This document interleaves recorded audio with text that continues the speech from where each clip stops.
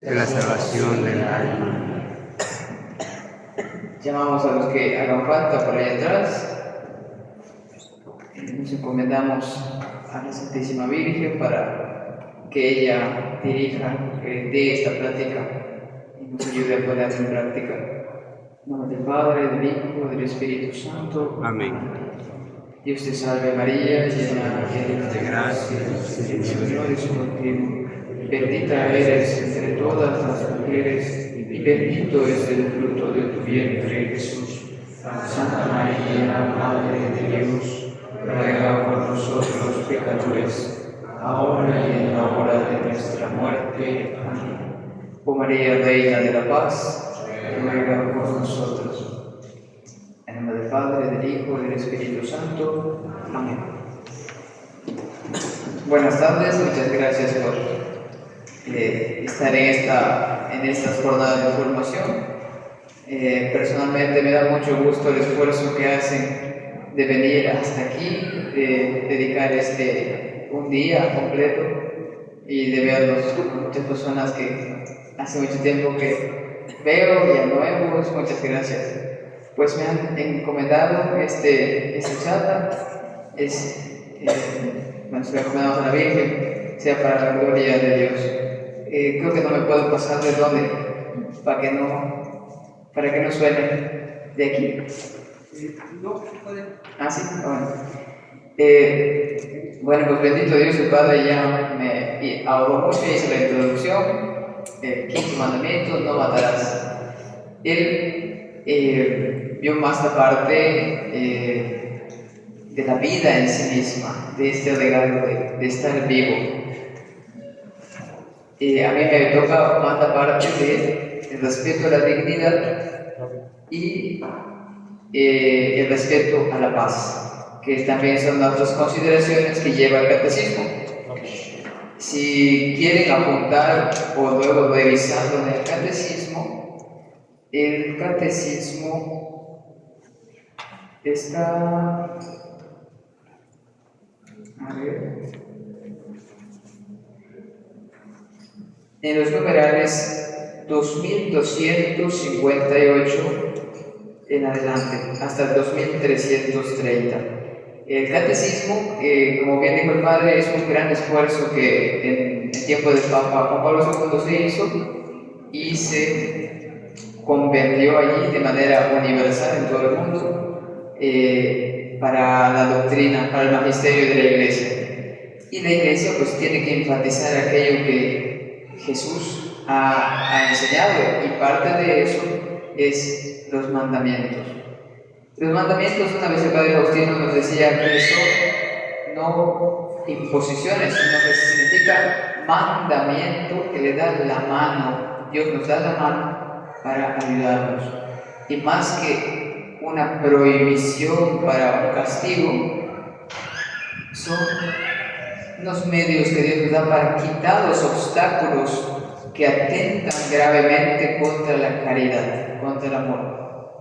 Y culturalmente, históricamente, es un avance impresionante lo que Dios les dio a los israelitas en el Éxodo, en el monte Sinaí, porque antes de este decálogo de 10 mandamientos que está incluida toda la vida humana, estaba un código, siento que está muy fuerte, no sé,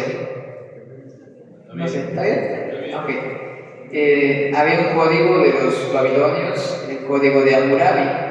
Ahí está la ley del talión, el diente por diente, que también tenía algo de positivo, de que no se pasen de venganza, porque si nos vamos más atrás, uno de los descendientes de Caín, cuando dijo, si Caín fue vengado por 7 veces, Lamec será vengado 70 veces 7.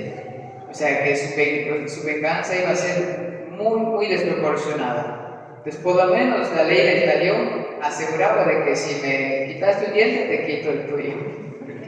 Pero, y después ya con Moisés, Dios que le da a Moisés estos 10 mandamientos, de manera que son 10 leyes básicas que todos podemos aprender. y que de por sí están en nuestra naturaleza, aunque no nos lo enseñen básicamente, están resumidos en nuestra naturaleza, porque Jesús mismo lo dice: no hagas a otro lo que no quieres que te hagan, o trata a los demás como quieres que te traten. Pues nadie quisiera que vengan y me quiten la vida, pues yo tampoco matar. La vida es un don invaluable, es algo que no podemos comprar para tenerla, ni podemos pagar para que se nos vaya. Así como viene, así Dios nos la pide. O sea, no está en nuestras manos. Aunque actualmente el hombre ha querido tomar ese lugar de Dios y decidir cuándo un niño viene, cuándo alguien se va. Y eso es grave porque estamos atentando contra los derechos de Dios y contra nuestra propia vida. Pero entonces esta parte quiere hablar más de la dignidad.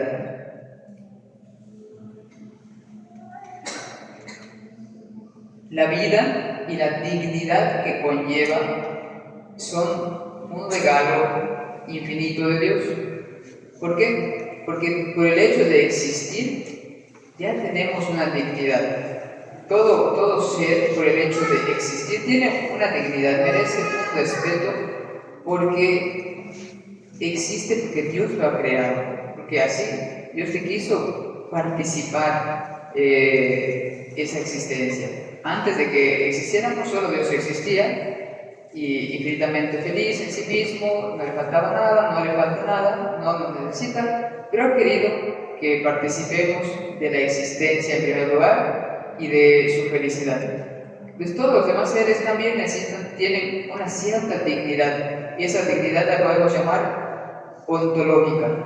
Ontos significa ser, existir, lo que existe, todo lo que existe. Entonces, hay una dignidad que en nosotros, por el hecho de existir y de que Dios nos hizo a su imagen y semejanza, nos hizo como Él, con una voluntad, con una razón y con estos medios una libertad, nos da una dignidad que es indestructible, inalienable, no se puede quitar, y tiene un valor infinito en cuanto a que podemos dirigirlo a Dios.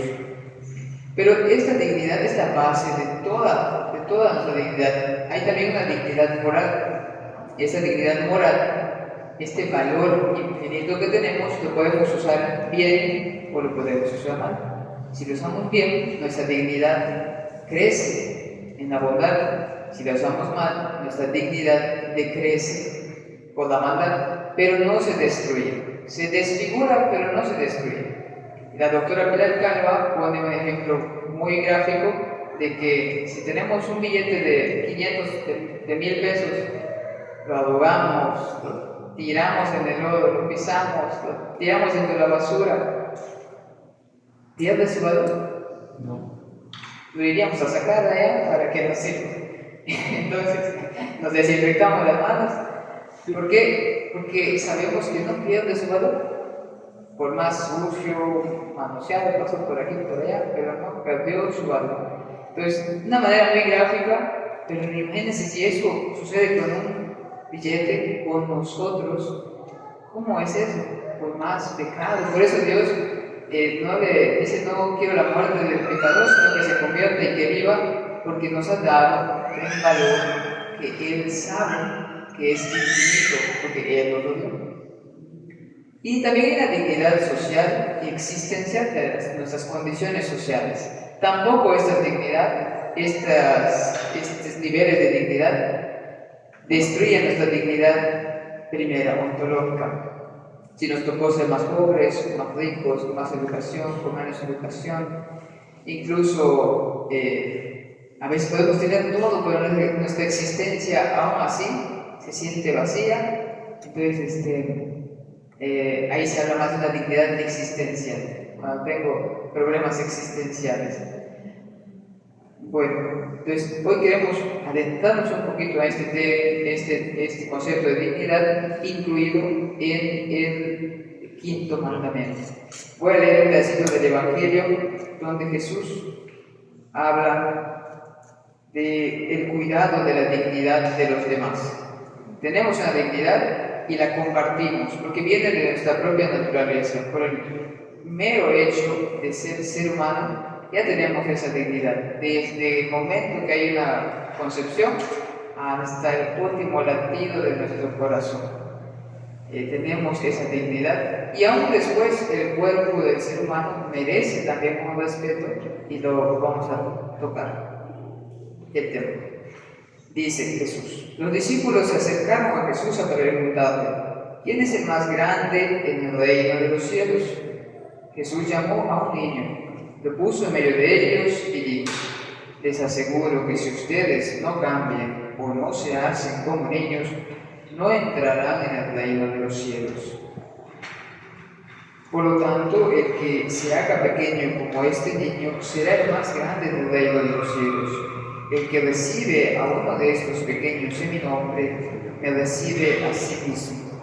Me recibe a mí mismo, perdón.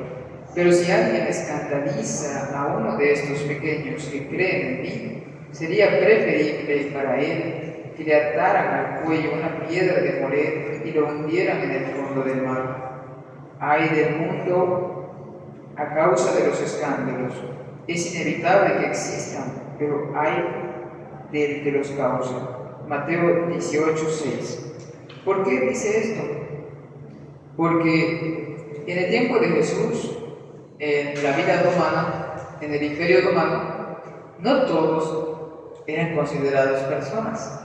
Actualmente estamos acá y gozamos de mucha libertad porque en la historia, y más específicamente gracias a Jesucristo y a la Iglesia, se desarrolló mucho un concepto que ahorita nos es muy común: ser persona, tener dignidad. Antes no todos eran personas ni tenían una dignidad, eran personas los que podían, por nobleza o por su posición económica, pues un esclavo no tenía ningún derecho, podía ser tratado de cualquier manera según el parecer de su dueño y nadie podía hacer nada.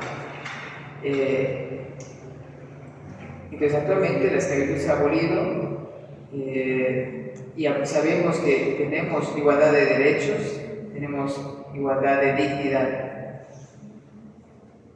Bueno, en lo que veíamos, en nuestra dignidad se basa en que somos creados a imagen y semejanza de Dios. Nuestra razón, nuestra voluntad, nuestra libertad nos dan una responsabilidad, pero también nos dan una oportunidad de mérito, de merecer. La dignidad manifiesta el regalo único, personal, irrepetible para cada uno de nosotros. Y también es una llamada para ir a Él, porque si Dios me confiere esta dignidad, ahorita vamos a ver lo que es una llamada, es para algo.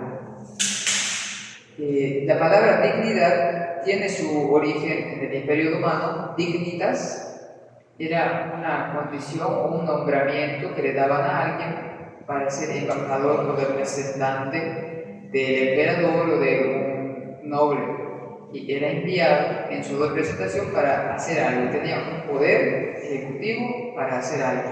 Estaba investido de una dignidad, Entonces eso le daba un poder, merecía un trato, no lo podían tratar como sea, y tenía un poder de ejecución. Entonces, de una manera semejante, también nuestra dignidad, la dignidad que Dios nos da, nos hace merecer un trato y nos da un poder para ir a Dios. Y también la dignidad es la base de cada uno de nosotros individualmente, pero también compartida comunitariamente, porque todos somos de la misma naturaleza y por lo tanto tenemos la misma dignidad. Es la base para el desarrollo de toda la vida humana y social. Es una cualidad personal, o sea, es mía, es una propiedad, es propia, es un valor intrínseco, o sea que es mío, propio. Por el solo hecho de existir, de ser persona humana, inalienable, indestructible, ya lo dijimos, pero puede ser mutable en su aspecto moral. La dignidad del ser humano nos hace merecer, entre varias cosas, todo esto. Ejercer nuestra libertad sin coacción, sin que nadie nos obligue, nos amenace, nos coarte nuestra libertad. Pero la libertad tampoco es hacer todo lo que yo quiera. Tengo que respetar la libertad de los otros y respetar las leyes y los derechos de Dios también. También nos hace merecer recibir un trato adecuado, bueno, conforme a nuestra naturaleza. También nos hace merecer usar los bienes materiales necesarios para nuestra vida material, para nuestra vida espiritual también. Y estar en general en las condiciones humanas, sociales, existenciales, adecuadas para nuestro desarrollo individual y comunitario. Y en general, la dignidad nos hace merecer todo aquello que perfeccione nuestra naturaleza racional para lograr el fin último que Dios te dio, que es llegar a Él. Pues desde que somos pequeñitos, pues la dignidad hace que necesiten cuidado de los papás, el alimento, el pediatra, luego la escuela, el cariño de los papás, el cuidado, una casa limpia, una casa sana. Pues todo eso, comida, deporte, todo lo que incluya nuestro desarrollo corporal, pero también emocional, mental, con tal de que nuestra naturaleza se perfeccione en todo lo que tiene, perfeccione su razón, su voluntad, sus emociones, ejerza bien su libertad. Entonces es una base muy grande, muy escondida dentro de nosotros, pero necesaria para todo. O sea, sobre ella se levanta todo nuestro desarrollo de cada uno de nosotros. Pero tiene un fin, es para algo, es para llegar a Dios.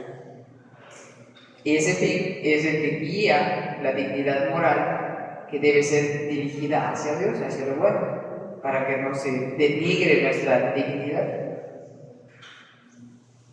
Bueno, esto ya lo habíamos tocado, es la garantía o salvaguarda del desarrollo personal desde la naturaleza humana y es el cimiento o garantía de todos los valores de la sociedad humana, especialmente de la libertad, de todos los derechos y obligaciones sociales. Este concepto fue recogido, fue promulgado en la Declaración de los Derechos Humanos. Y todo esto pues, fue básicamente todo el desarrollo del concepto de la dignidad de persona fue gracias a la Iglesia, que luego de las guerras mundiales pues se ve en la necesidad de las sociedades de declarar estos derechos, no reconociendo directamente a Dios como la base, pero por lo menos dijeron que por el hecho de ser personas tenemos una dignidad y que es la base de todos nuestros derechos. Entonces nosotros no nos quedamos en ese nivel social, sino que sabemos que viene desde Dios, por ser imagen de Dios, y a la vez nos lleva hacia Él. O sea, es cíclico. Primero viene de Dios y nos lleva a Él. Es un concepto muy, muy rico. Sí, ese lo habíamos dicho, es individual, incomunicable, pero por su naturaleza es relacional. ¿Por qué por su naturaleza? Porque como cada uno tenemos la misma naturaleza, tenemos la misma dignidad, entonces eso nos permite relacionarnos de iguales a iguales, con la misma dignidad. Entonces merece también ser reconocido por mí mismo, valorado y correspondido entre todos nosotros. Por eso la dignidad humana exige de nosotros la caridad. Y es lo que Jesús pedía acá: reconozcan la caridad de estos niños, cuídenlos, porque tienen un valor infinito. Bueno, y se cultiva personalmente. Yo tengo que ser consciente, cultivar mi dignidad, pero también comunitariamente. Y parte de, creo que esta charla, esta formación, pues es eso, de conocer y valorar lo que Dios nos ha dado para entre todos cuidar eso. O sea, es un deber cuidar. Y la familia y la sociedad principalmente son los cultivadores de esta dignidad. Desgraciadamente la ignorancia de este concepto, de este valor, pues a veces no sabemos y no lo consideramos. Y en la medida en que las sociedades no se conocen, no se valoran, pues no se toma en cuenta, y es lo que vimos con el padre Ricardo, de que a qué extremos hemos llegado, porque se valora más la utilidad, el materialismo, el confort, el egoísmo, y se piensa que la dignidad está en el que yo haga lo que yo quiero, como se me dé la gana, y no se piensa que tenemos esta libertad, pero para nuestro bien y el de los demás. Esta dignidad, como nos lleva a Dios su fin, el para qué es ir a Dios, nos llama a la esperanza.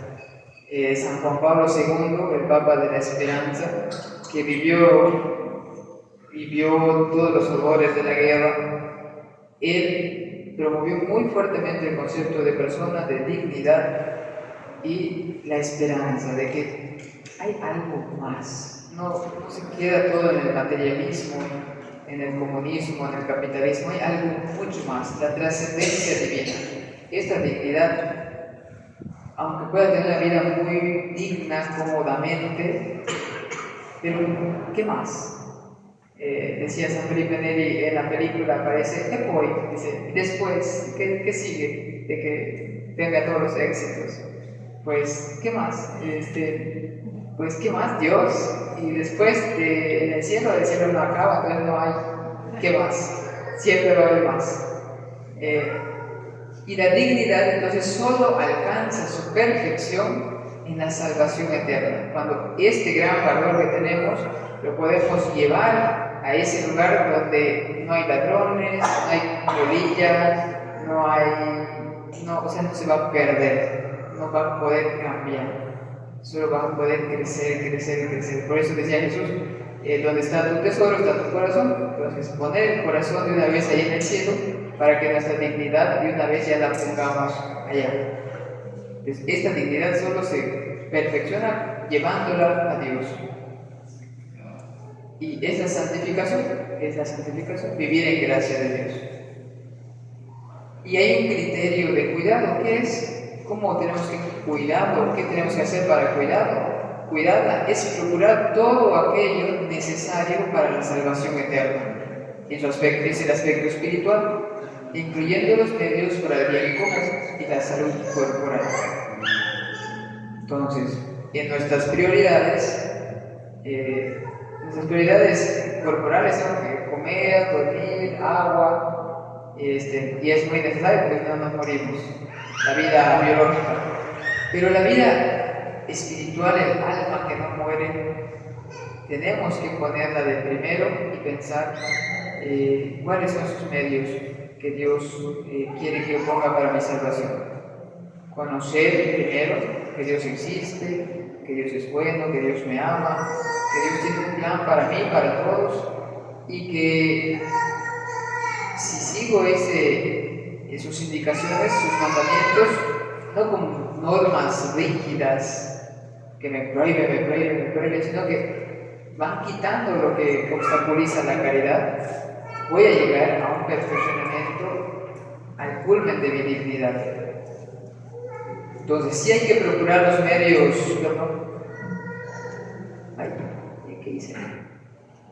Sí hay que procurar los medios para la salud corporal y el bien común, pero como medios, no como fines en sí mismos.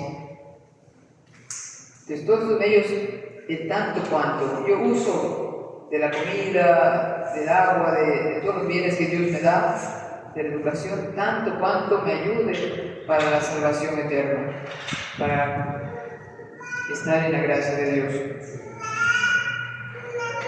Y pues ya habíamos dicho, un regalo divino es un tesoro invaluable que llevamos en vasijas de barro, dice San Pablo, porque somos frágiles, es como algo, no sé si los ángeles se van extrañado cuando Dios creó un alma espiritual, inmortal, pero la puso en un recipiente material.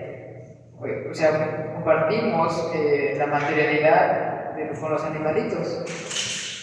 Y entonces, pero a la vez tenemos un alma inmortal capaz de darse cuenta de su existencia, de ser conscientes, de querer la felicidad eterna. Entonces tenemos un tesoro, el alma espiritual, que puede conocer y llegar con Dios, con la gracia de Dios, pero en un medio muy frágil, que es nuestra corporalidad, que podemos pecar, pero gracias a Dios nos podemos arrepentir y volver. Entonces dice San Pablo eso de que sigamos conscientes de que llevamos un tesoro muy invaluable, infinito, pero en vasijas de barro. Pero si ponemos ese tesoro ya, lo mandamos al banco, por así decir, en el cielo, esta vasija de barro también la van a mandar al cielo y ya, no se va a tener que preocupar de nada. Y bueno, esto nos da este mandamiento para salvaguardar este bien, para castigar. Y los mandamientos que habíamos dicho son guardianes de la caridad con Dios. Por eso manda primero, amarás a Dios sobre todas las cosas. Los 3 primeros mandamientos son hacia Dios. Los otros 7 son hacia nosotros y hacia nuestros prójimos. Con nosotros mismos y con nuestros prójimos. Y bueno, aquí ya entramos un poquito más en lo del catecismo. Lo anterior fue más el tema solo de la dignidad. Y el catecismo nos dice que también la dignidad se ve muy afectada con el pecado de escándalo. El escándalo es un término griego que significa poner piedras en el camino para que cuando pasen los carruajes antiguos, ahí choquen y los puedan asaltar, se puedan quedar sin su medio de transporte. Había muchos bandoleros que así robaban. Entonces es poner piedras de obstáculo. Y el escándalo actualmente pues se considera inducir a otros a hacer el mal. Entonces cuando nuestras actitudes o voluntariamente inducimos a otros a hacer el mal, es un pecado para mí y puedo generar que otro haga un pecado y puedo generar su muerte espiritual. Por eso no solamente hablamos de la vida biológica, que no matarás, sino también hay que cuidar mucho la vida espiritual de no matarás a ti mismo con el pecado mortal, ni inducir a otros al pecado mortal.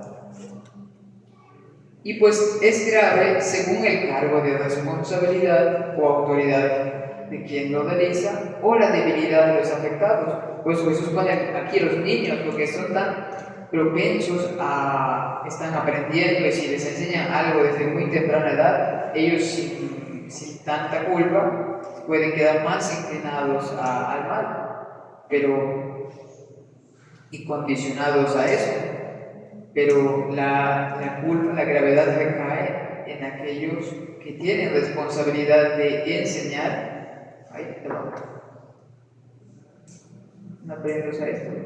O tienen una autoridad, maestros, papás, entrenadores o jefes de algún grupo, todo lo que tenga autoridad. Y también pues se hace más social o más grave cuando se crean ya estructuras de pecado con leyes malas. Desgraciadamente estamos pasando eso, instituciones, cultura, empresas, cuando la corrupción entra a las empresas, nos brincamos el SAT, hacemos ahí nuestros caminitos extraordinarios para ver cómo ganar más. Los maestros, el narcotráfico y la corrupción que estamos viviendo, todo eso, que pedimos a Dios tenga misericordia de nosotros para poder pasar todo eso bien, porque se han creado estructuras de pecado que pues no comienzan como tal, sino que comienzan desde lo pequeño, con un soborno en la escuela, páseme, el policía que deja pasar un pequeño soborno. Nosotros podemos inducir, Dios nos libre de inducir a un policía, porfa, estar aquí voy cerquita, y le damos, parece pequeño, y en ese momento puede ser pequeño, pero se va creando esta cultura del soborno, de la corrupción, crece, crece, crece, y que Dios nos ayude.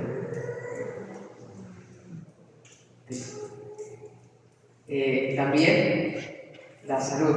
La salud es un medio muy importante, un instrumento muy importante para ejercer la vocación que Dios nos da. O sea, si no estamos sanos, estamos allá y no podemos hacer muchas cosas. Entonces, si Dios nos da salud, es para que ejerzamos la vocación en la que estamos. Pero la salud es necesaria cuidarla por nuestro propio bien, por el bien común de los demás, pero tampoco es un valor absoluto, es un medio, como dijimos, es un medio corporal, es una condición corporal que es un medio. No hay que idolatrar al cuerpo, no hay que poner al cuerpo sobre todos los demás valores. O por ejemplo la selección de fuertes y débiles, como quería hacer Hitler o el nazismo, y descartaron a los judíos. Sí se puede procurar todo el bien al cuerpo que sea necesario y posible, pero sin idolatrarlo, sin poner como principal meta eso. Y si, por ejemplo, si no voy a misa porque tengo fútbol, tengo que ir al gimnasio porque no puedo, porque mi dieta, ni esto, ni otro, y mi familia no la puedo ver, estoy preocupado en cuidar mi cuerpo, tengo natación, tengo tenis, tengo con todo enfocado al fitness. Y se olvidan de convivir con su familia, se olvidan de que la felicidad no está en verse bien. Hay que tener todo el cuidado para estar sanos. El deporte es buenísimo, bien utilizado nos lleva a Dios. Y claro, también el cuidado del cuerpo no hay que llevarlo a extremos. Y contra todo eso, contra todos los extremos, pues la virtud de la templanza. Siempre la Iglesia nos ha enseñado eso, de que contra el vicio, la virtud de la templanza nos ayuda a evitar excesos o defectos, especialmente la gula, el alcohol, las drogas, las medicinas, incluso la adicción a la velocidad, a las que gusta manejar rápido, pues con ir a exceso de velocidad pongo en riesgo mi vida o la vida de los demás, también puede ser grave según las circunstancias. Entonces, dentro de la dignidad, esa dignidad en la salud también. También en la investigación científica es algo muy importante. Gracias a los avances de la investigación científica, pues gozamos ahorita de una salud, de medios de medicina, de hospitales, de avances que nos permiten tener una mejor calidad de vida, un mayor, ¿cómo le llaman? Cuando tienes más posibilidades de vivir más tiempo. ¿Cómo? Longevidad. Entonces todo eso es bueno, pero tampoco es un fin en sí mismo, tiene un valor absoluto, de que por investigación científica puedo hacer o se puede hacer lo que sea.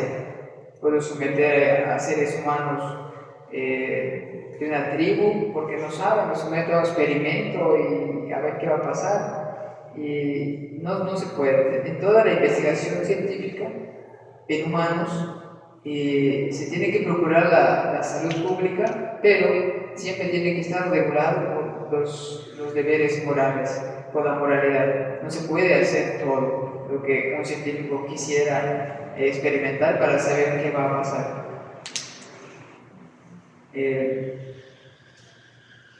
Debe ser guiada siempre por la dignidad de la persona y debe contenerse en los límites de la moralidad. San Juan Pablo II y toda la comisión que redactó el catecismo, pues estando en Europa aquí no nos ha llegado tanto, pero ahí sí hay a veces intentos de hacer investigaciones psicológicas, fisiológicas o económicas, que incluye someter al ser humano a pruebas que pueden dañar su psicología, que pueden dañar su salud, o incluso ahorita con el tema del COVID, que gracias a Dios ya pasó, lo del desarrollo de la vacuna, que no fue completamente, según entendí, el proceso de de formulación de la vacuna. Entonces, fue muy rápida, no sabemos si se respetaban totalmente las reglas, para saber si esa vacuna iba a tener consecuencias secundarias que no sabemos. Entonces, creo que ese puede ser un ejemplo para tratar de que no podemos hacer lo que sea, lo que se nos ocurra, investigación científica, si no respetamos la dignidad de las personas y los límites de la moralidad.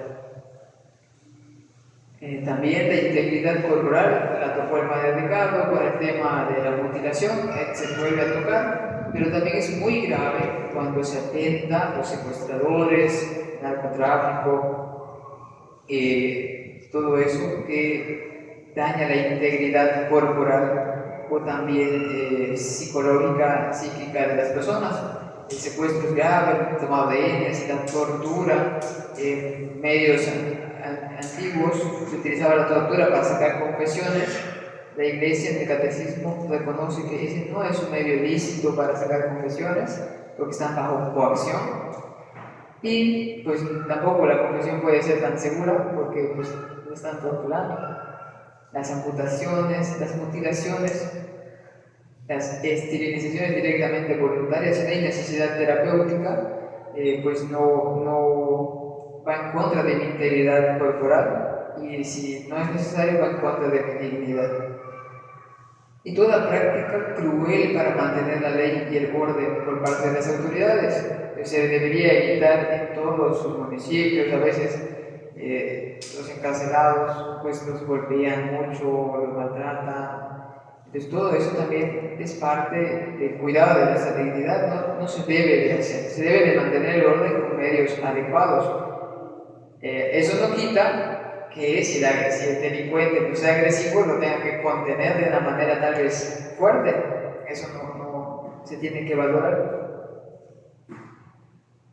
Bueno, y también mencionábamos el respeto de que nuestra dignidad, estando vivos, pues es infinita, pero nuestro cuerpo, como templo del Espíritu Santo, también tiene una dignidad que queda en él, porque es un cuerpo humano, aunque ya no está totalmente la persona completa ahí, porque la persona es unión de cuerpo y alma, esta alma sale, se separa del cuerpo, pero el cuerpo sigue siendo un cuerpo humano. Entonces también merece un respeto. Con los moribundos, pues merece, si es posible, la oración, los sacramentos que sean necesarios, si quiere recibirlos, acompañarlos, darles sus cuidados paliativos, si está en una condición ya de final, no se puede hacer más por ellos. Y con los muertos, pues el entierro es una obra de misericordia que principalmente dice en el libro de Tobías, cuando los israelitas fueron deportados, este judío en tierra extranjera, él enterraba a los muertos que los otros dejaban, los mataban y los tiraban fuera de la ciudad, se los coman los operotes. Pues él iba y los enterraba, y luego lo acusaron por eso. Entonces, ¿por qué? Porque primero pues un respeto, caridad, amor a la persona, fe y esperanza en la resurrección. Ese cuerpo va a resucitar. Entonces lo guardamos porque ha sido el templo del Espíritu Santo, esperando la resurrección. Las autopsias sí se pueden hacer, pero no necesariamente. O sea, si solo se hay una orden legal o de investigación científica, entonces es mejor respetar el cuerpo y dejarlo así. Pero si es necesario, sí se puede hacer.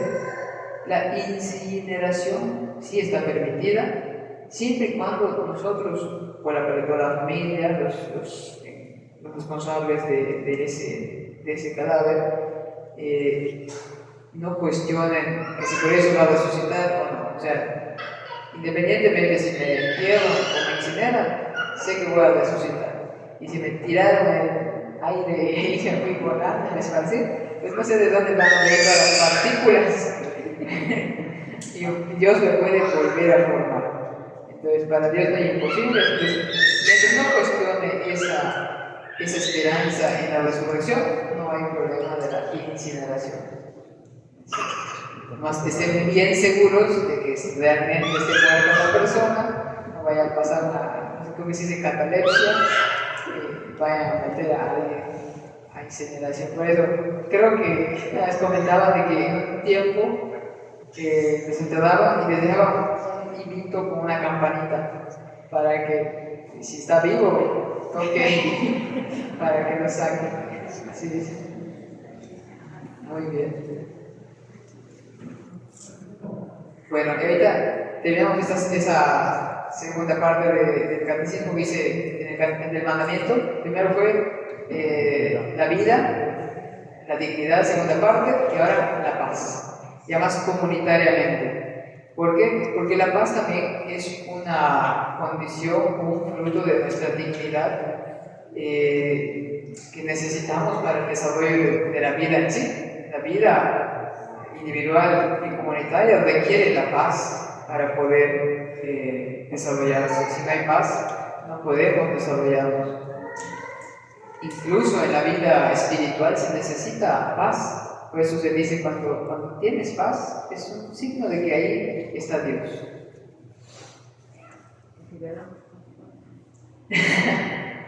Dice Mateo 5, 21, 22, todo el que se encolerice con su hermano. O sea, Jesús ya había dicho, antiguamente le dijeron, no matarás.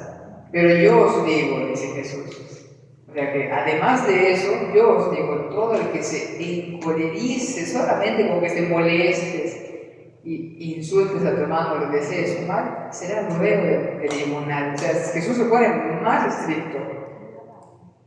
¿Por qué? Porque cuando Moisés le dieron la ley, pues se lo dieron porque, el pueblo de Israel estaba saliendo de Egipto, tenían que ver la ley del talión, Dios los tenía que educar todavía mucho, tenía que formar un pueblo y les da este mandamiento. Y si no les ponía este mandamiento, cualquiera podía matar a otro y no había una seguridad para poder desarrollar el pueblo. Entonces Jesús lo lleva un poquito más extremo y los padres de la iglesia, después de que Jesús va al cielo y empieza la iglesia, los primeros padres de la iglesia estudian esto, lo meditan y dicen, ¿por qué la cólera contra alguien me va a llevar al tribunal? Porque si me encolerizo contra mi hermano, de ahí del corazón, ese deseo puede crecer y puede, aunque no llegue, puede llegar hasta matarlo. Y ellos dicen, ¿para qué entonces Dios nos dio la ira? La ira es algo que está en nuestra naturaleza. Si está en nuestra naturaleza es que Dios la puso ahí, pero para algo, para que le llaman apetito irascible. O sea que es algo que podemos hacer, que podemos molestarnos. ¿Pero contra qué?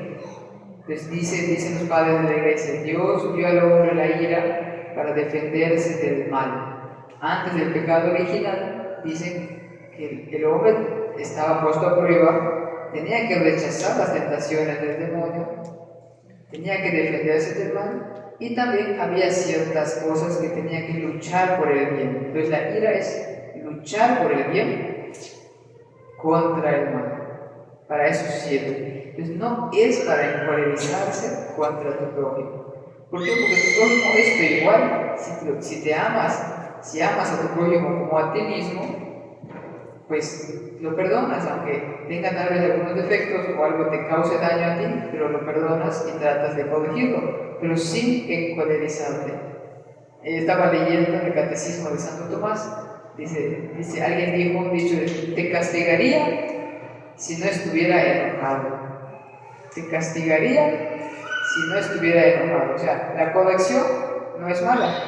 El enojarse para castigar, eso es malo. Entonces, no hay que esperar a estar enojados, encolerizados, para corregir buenamente al que lo necesite o al que esté bajo nuestro cargo. No hay que esperar como papás, lo estás juntando. Entonces, no hay que esperar que lo juntes, sino que hay que corregirlo buenamente. No no hay que esperar a que ya esté totalmente molesto para darte ya. No, eso no. Hay que corregirlo desde las primeras buenamente. Después Jesús dice, todo el que se encolerice, porque la cólera, la ira, no es para encolerizarse contra nosotros, contra los demás, es contra los espíritus malignos, contra el pecado, y también, pues si algo es algo, un bien algo que tengo que lograr, esa buena ira me lleva a esforzar, voy a ponerle todas las ganas. Pues esa ira se puede utilizar para lograr un buen fin, una buena meta. Le voy a echar ganas. No siento ese enojo, pero tengo esa fuerza. La ira es como una fuerza para llegar a la meta o para contener, para rechazar el mal. Entonces, ¿sí? Hermano, entonces quiere decir que la ira existe desde Caín cuando mata a Abel. Claro, Caín, Dios mismo le dice cuando Caín era pastor, ¿verdad? Y Abel, Abel era pastor y Caín era agricultor. ¿Cuál era primogénito? ¿Caín o Abel? Caín era el primogénito. Y estaba muy contenta Eva porque fue el primer hijo que Dios le dio. Dice, te pongo Caín porque con la ayuda de Yahvé he conseguido un hijo. Dice, estaba muy contenta nuestra madre. Y hace su ofrenda y Dios le agrada más la de Abel, ¿verdad? Y entonces, ¿qué pasó con Caín? Se molestó, quedó triste, estaba envidioso y Dios mismo le dice, si obraras bien, no estarías así. O sea que su ofrenda, de ahí se entiende de que su ofrenda no era tan recta su intención. Entonces, de eso que Dios le dijo, si obraras bien, estarías bien. Entonces, se ve que su ofrenda no es tanto la ofrenda, sino que su intención, o la forma como Caín hizo esa ofrenda, pues no le agradó tanto a Dios. No sé si porque no ofreció los primeros frutos o los mejores frutos, porque en Abel se dice que ofreció los primogénitos. En cambio, en Caín no dice, solo ofreció frutos, pero no especifica si ofreció los primeros, los mejores. Se quedó así. Pero cierto el caso que lo que Dios le dice revela que él no estaba tan bien en su intención. Y después de eso le dice Dios, el pecado está a tu puerta como un león acechando para devorarte, pero tú puedes dominarlo. O sea, puedes utilizar tu apetito irascible para defenderte del pecado, para no consentir semilla, ese rencor contra tu hermano Abel. Y pues no hizo caso y desgraciadamente pasó eso. Y dice un comentario de un monseñor Straubinger, dice que esa prueba, o sea, ese suceso fue muy amargo para nuestra madre Eva, porque allí ella comprendió las consecuencias del pecado original, o sea, experimentar la primera muerte violenta de su primer hijo, o sea, de su segundo hijo, perdón, y la muerte espiritual de su primer hijo. Entonces ahí fue muy duro. Y sabemos después que por el diluvio se entiende de que la descendencia de Caín desaparece, Abel no tuvo descendencia y tuvo un tercer hijo, Set, que de ahí sigue. Bueno, ¿por qué dijimos todo esto? Porque todo aquel que se encolerice contra su hermano será llevado ante el tribunal. Entonces, ya sabemos que la ira sí se puede, Jesús la utilizó buenamente. ¿Por qué? Porque defendió al que tenía que ser defendido en primer lugar, a Dios, porque no le daban el culto en el templo que se le debía. Entonces él, pues, aunque tenga que latigar a alguien, pues lo hizo, porque había un valor mayor que defender, que son los derechos de Dios. Pues sí, la semana mal. Parece, no sé. A ver, cuando lleguen al cielo lo van a ver. Sí, dice San Francisco de Sales que a los que vendían palomas les dijo, saquen eso de acá, o sea, no se los foto. Pero que sí contó son las monedas y todo eso, porque eso se da la avaricia. Pero el que dice San Francisco de Sales que en un evangelio especifica, a los que vendían palomas les dijo, saquen eso de acá, no se los. Porque también creo que respetó a las palomas de que no se desfaman las palomas. Bueno, esa ira, ese deseo de venganza, no es lícito hacer mal al que merece castigo. O sea, el que necesita corrección, hay que corregirlo. Pero no es lícito hacerle el mal, la venganza, porque la venganza es tomar la justicia por mi propia mano. Entonces, la justicia de por sí es un efecto que Dios va a dar en su momento y no me corresponde a mí tomar justicia de mi propia mano. Sí me defiendo a los que tengo bajo mi cargo, pero no es lícito hacerle el mal propiamente para satisfacer mi ego herido. Ahora yo te cobro lo que tú me hiciste. No es venganza, dice Santo Tomás de Aquino, es reparación. Es necesario hacer una reparación para la corrección de los vicios y el mantenimiento de la justicia.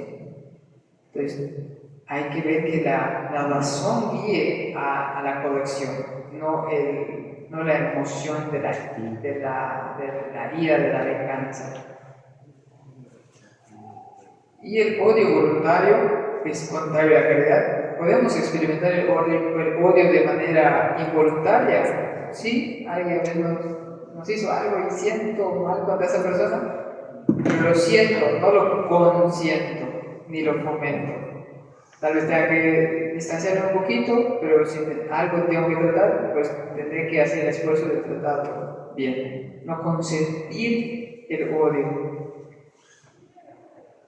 Y pues el odio asemeja al demonio, que dice Jesús es homicida desde el principio, odia al hombre, el demonio lo odia, y si por él fuera, pues así nos hace, pulveriza, pero como nos oye tanto y Dios no le permite pulverizarnos, trata de acercarse a nosotros y lograr que le demos nuestra libertad, llevarnos al pecado y alejarnos de Dios. Y pues es contrario, el odio es muy contrario porque nos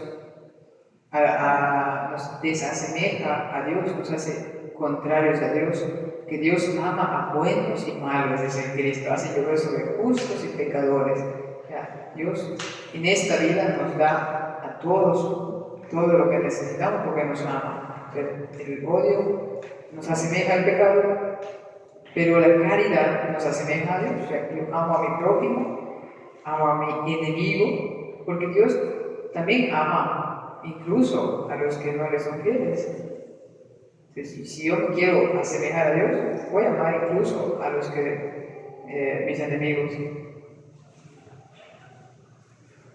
Y bueno, la paz es muy necesaria para el desarrollo de toda la vida. Si no se garantiza la paz, ¿qué nos garantiza que podamos seguir existiendo? Y solo se puede alcanzar cuidando esto, según el catecismo, esto. Primero, cuidando, salvaguardando, garantizando los bienes de las personas. Alimento, vestido, casa. La libre comunicación entre nosotros. El respeto de la dignidad de las personas y de los pueblos. Y la práctica asidua de la fraternidad. Entonces, cuidamos todos estos elementos, muy seguramente la paz se va a mantener. ¿Sí? ¿Puede haber paz sin conversión? Sin conversión espiritual cristiana. Sí, de conversión a Dios, sí. Claro. ¿Puede haber paz? Me parece que sí, una paz muy social, pero no se llega totalmente a la paz de Cristo. Porque puede haber una paz de que momentáneamente los enemigos se pongan de acuerdo, hacen una tregua, pero siguen la tensión. O un equilibrio de fuerzas, de que no te ataco, porque sé que también estás fuerte y entonces no nos atacamos porque sabemos que los dos pues son igual de fuertes, hay un equilibrio de fuerzas enemigas. La verdadera paz en la conversión sería que ninguno de los dos se ataque, no porque sean tan fuertes, sino porque se aman uno a otro. Esa sería la verdadera paz. Y bueno, la paz, aquí creo que está la respuesta, es fruto de la justicia y el efecto de la caridad.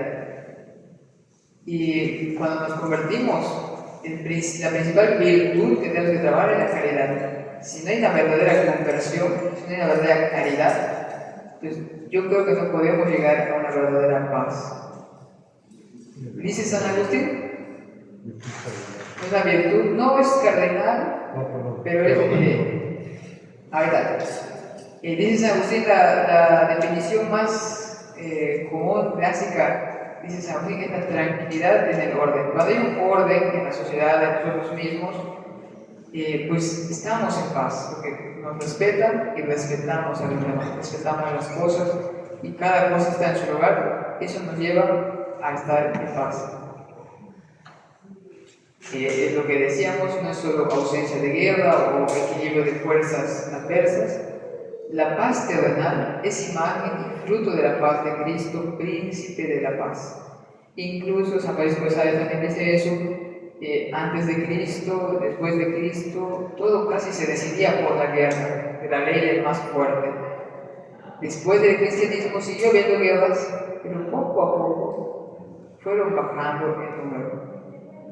Siguen habiendo guerras porque sigue habiendo ignorancia, sigue habiendo falta de caridad, falta de perdón. Y desgraciadamente, si retrocede el cristianismo en la cultura, es más propenso a las sociedades a caer en guerras, a no tener paz.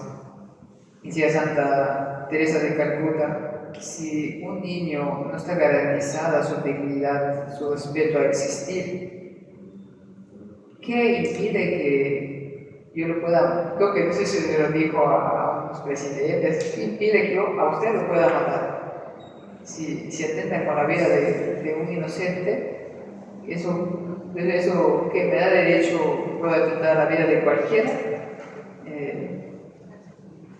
Y dice Jesús, bienaventurados los que construyen la paz, porque se les llamará hijos de Dios. O sea, la importancia de trabajar por la paz, porque vamos a ser como Dios. Si somos hijos de Dios, somos como Dios. Las bienaventuranzas es como decían, la fórmula de los santos. ¿Quieres ser santo? Lee todas las bienaventuranzas, practícalas y vas a ser santo. Entonces, casi como una de estas termina Jesús, porque otra, pero es bienaventurados, dichosos, felices, los que construyen la paz, porque se les llamará hijos de Dios. Desde Caín y Abel, por así decir, la primera guerra entre hermanos, hasta Cristo, como Cristo viene a recalcar esto de la paz.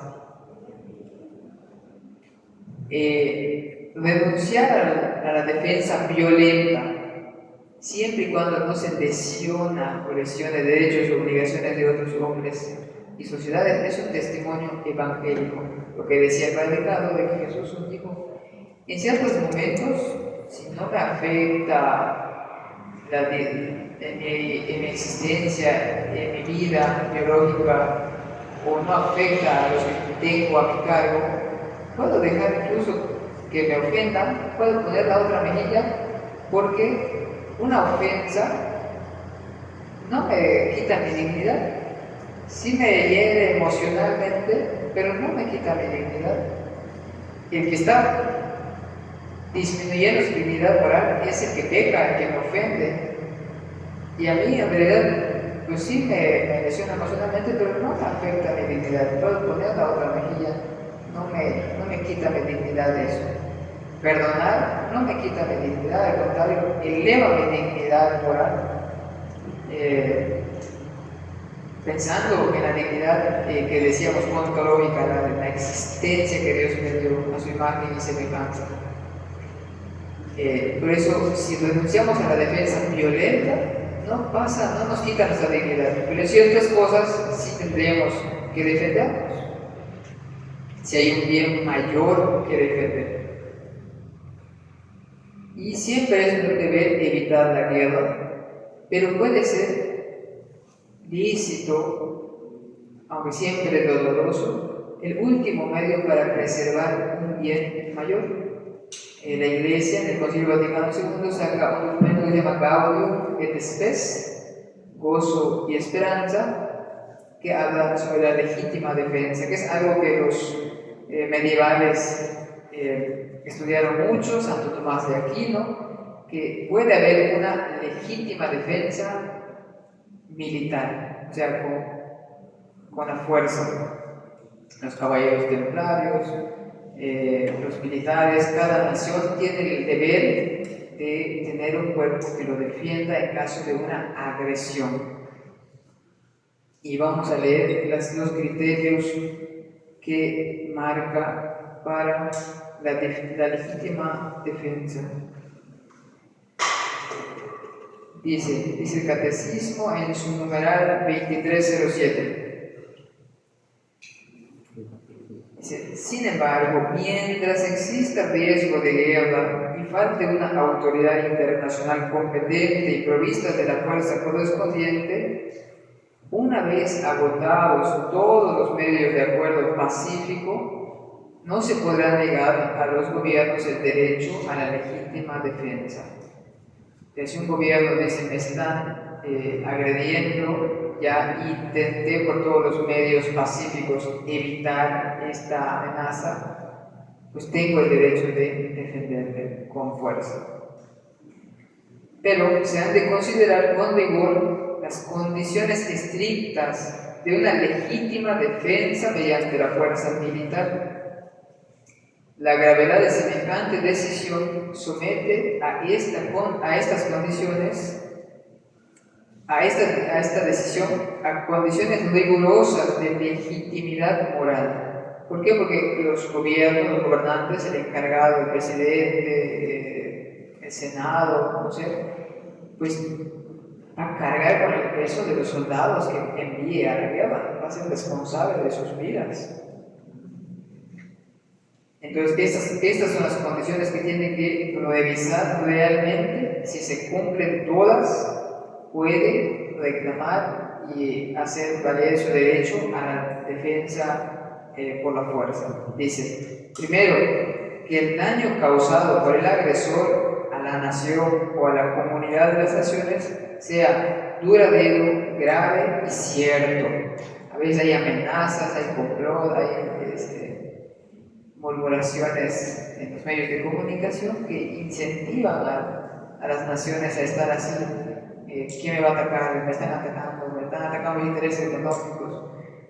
Entonces, primero que sea, el ataque sea duradero, grave y cierto. Grave, que atente contra la vida de sus habitantes, contra la existencia de ese pueblo.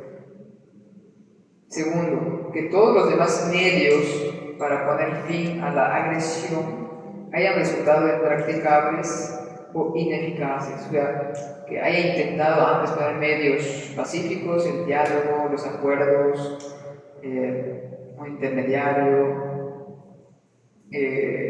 todo lo que se pueda antes de llegar a la guerra. Si todo eso se intentó y aún así no se pudo, bueno. Tercero, dice que se reúnan las condiciones serias de éxito. Si un país pues, va a mandar a la guerra a sus militares, pero se ve que no van a poder ganar, entonces no es aconsejable eso. Sería muy honorable, pero no se puede tanto así. Y bueno, el último, cuarto, dice que el empleo de las armas no entrañe males y desórdenes más graves que el mal que se pretende eliminar. O sea que no por querer curar una enfermedad te viene creando otra enfermedad más grave. El poder de los medios modernos de destrucción obliga a una prudencia extrema en la apreciación de esta condición. Sí, San Juan Pablo II vio cómo la carrera por el armamentista en Europa era horrible. O sea, ¿quién tiene más armas, tiene más bombas atómicas? Es muy desproporcionado querer dominar la economía, dominar un territorio, queriendo aplicar esas armas de destrucción masiva que acaban pueblos enteros, que acaban una nación entera. ¿Por qué? Porque la vida humana es un valor infinito, veíamos, y nada justifica que la destruyamos como cualquier basura. Entonces, por eso la gravedad de la guerra.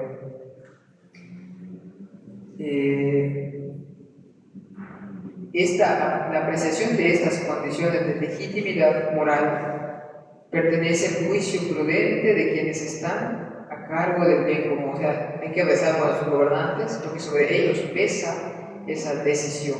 Y si no conocen estos criterios, pues es muy probable, lo más probable, que se lleven en la toma de decisiones.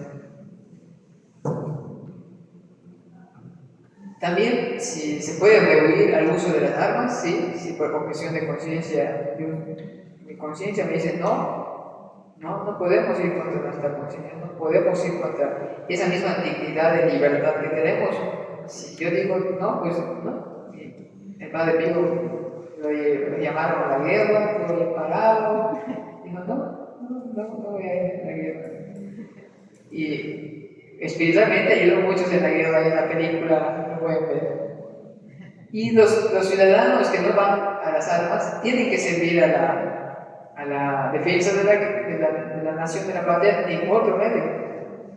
Santa Teresa Benedicto de la Cruz, judía alemana, antes de su conversión, estaba estudiando y entró en guerra, y ella, pues, patriotamente, no puede ir a la guerra, pero digo, yo me enlisto a las enfermeras y mándenme al hospital más difícil. Y ahí estuvo. Y luego, filósofo, ya podía decir, no tengo que hacer mis trabajos de filosofía, dijo, yo me voy a ayudar a mis hermanos de la patria. Sin embargo, la guerra como medio para evitar un mal, no todo es lícito, siguen en vigor todas las leyes de respetar la vida de los capturados, de los prisioneros de guerra, tratados humanamente. Pero desgraciadamente, cuando hay una situación de guerra o de desorden social, ahí salen ladrones, violaciones, un montón de cosas, porque la autoridad como que en ese momento no está. Entonces, pero ahí ya cada quien es responsable de sus actos. Si la autoridad principal, digo, si es legítimo según todas esas condiciones, ok, ya después cada quien, los soldados mismos, tendrán su responsabilidad de cómo han actuado. Por eso sigue en vigor la ley moral. Los genocidios son un pecado grave, mortal, porque queremos rescatar un bien o detener un mal, pero acabar con muchísima gente no es proporcional a lo que se busca. Y pues las armas masivas son ilícitas porque destruyen, matan mucha gente. Las armas atómicas, biológicas, químicas que amasan pueblos. Y bueno, vamos terminando. ¿Cuándo sembramos la paz? ¿Cuándo somos esos hijos de Dios que sembramos la paz? Cuando perdonamos, cuando guardamos silencio y dejamos pasar algunas ofensas, si no es indebido, que una mamá si un hijo le falta respeto, yo creo que no es lícito dejarlo, ay pobre, no sé, hay que corregirlo, porque hay que respetar el derecho de honrar a tu padre y a tu madre. ¿Cómo? Bueno, cuando educamos bien a los hijos o personas a nuestro cargo, tenemos la responsabilidad y no hacemos ocasión de escándalo. Por ejemplo, aquí pues ir a misa y llevarlos a misa a los hijos, pues es una buena educación. Si mi papá no va a misa, pues yo tampoco, pues ya con esa actitud he sembrado un escándalo en mi hijo, en los hijos, y que pues no voy tampoco. Cuando no somos egoístas, cuando tenemos caridad, cuando no somos soberbios, no buscamos nuestros intereses, mío, como a veces de niños, mi juguete, todos humildes y compartimos.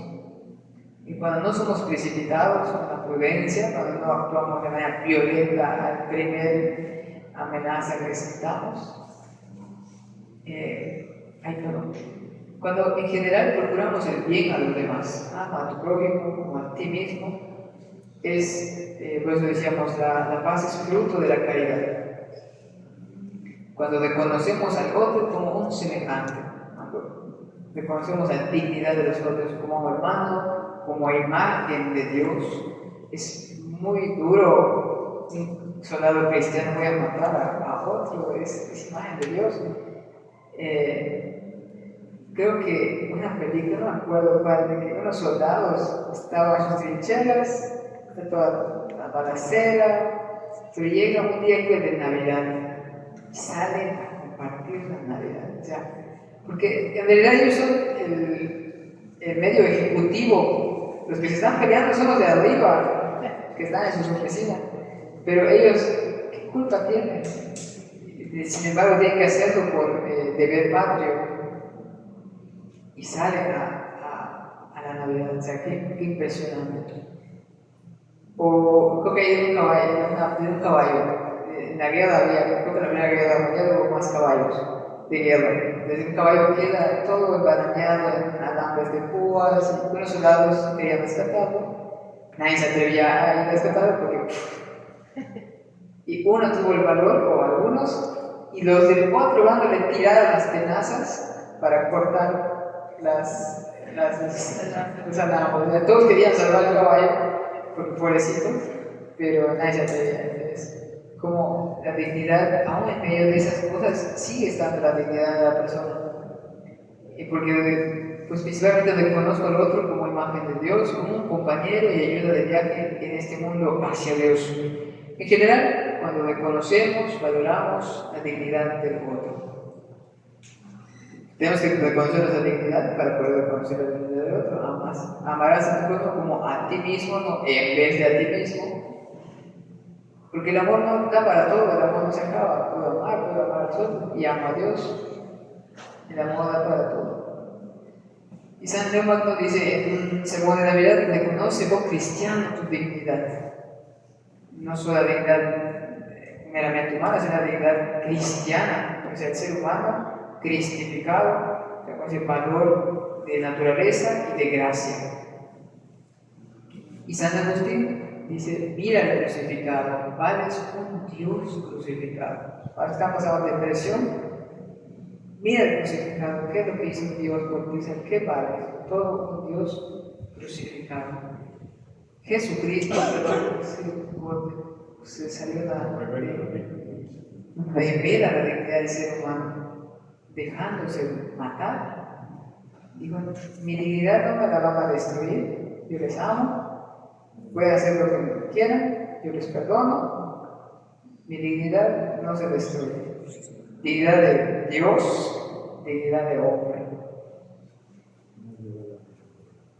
Sí, Dios crea y ama al ser humano por sí mismo. No es que Dios quiso un juguete para distraerse. Dios ama al ser humano por sí mismo. Le quiere dar un regalo infinito que es el mismo Dios.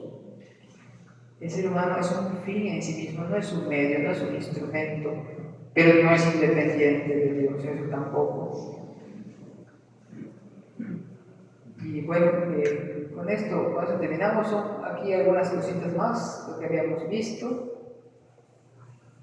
Es una evolución del concepto, pero en general, pues eso es todo, gracias a Dios. No nos voy a aplaudir con esto.